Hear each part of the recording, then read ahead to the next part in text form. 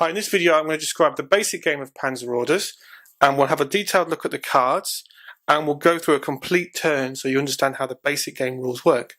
The basic game is designed for a fast, very decisive game for two players, and once you've played a few games of the basic game, then you can expand it with the expanded rules, and I'll do a separate video to talk through how the expanded rules work. In the game, each player creates 3 battle groups of cards. In this example that I've marked up here, we've got 3 Allied groups and 3 German ones. The Allies have some troops with some armour, the different types, which is a good job because they face off against this German group here, which has got a Tiger and a Panzer IV, and 2 other groups. So let's have a look at the card.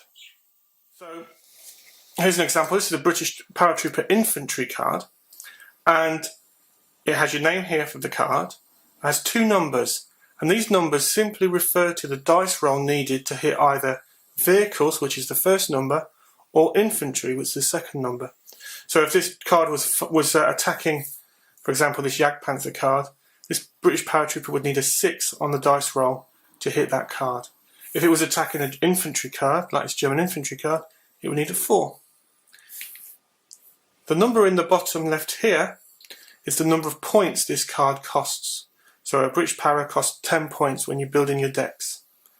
And if the card has any special rules, which this one does, they are here in the bottom right. Now a vehicle card, and you can tell the difference between a vehicle card and an infantry card, apart from the artwork, is basically vehicle cards have a circle with a number in them, and infantry cards don't have that. So the vehicle card here, that's its first number to hit another opposing vehicle, and the second number to hit the infantry. Now the -1 here, for example, and the +1 here refers to its saving throw. So the armour of an M10 is less thin than, say, for example, the armour of a Sherman, which has a 0, but the armour of a Jagdpanzer is stronger and has a +1, and that is part of the combat resolution. And the full details of that are described in the rules that you can go and refer to on the Board Game Geek page. So now let's have a look at a complete turn of Panzer Orders. The way the game works is that each turn has 5 phases, and each player goes through their 5 phases before handing over to the next player.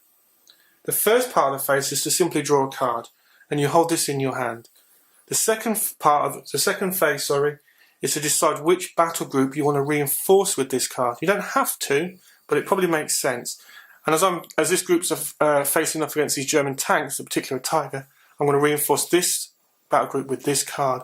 And it goes down face down, so your opponent is unaware of what that card is. And it's revealed often in combat. The third phase is I can move cards from one battle group to another. I could move this Sherman to that group, or I could move that one to that one. What I can't do is move this one all the way over to here. I can only move one along. The fourth phase is I can choose to dig in my cards, and digging in basically puts them in a stronger defensive position. So for example, I'll say, hey, I'm going to dig in these 2 cards, and I simply rotate them to show that they are dug in, and that gives them more defensive ability during combat. And then the final phase is combat, and the way combat works is very simple.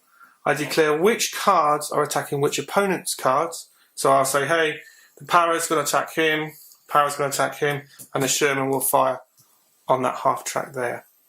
And I use the numbers that I described in the card description to determine what dice roll I need. So these Paras need a 4 or more to basically take those out of the game. The Sherman needs a 4 or more to knock out that card.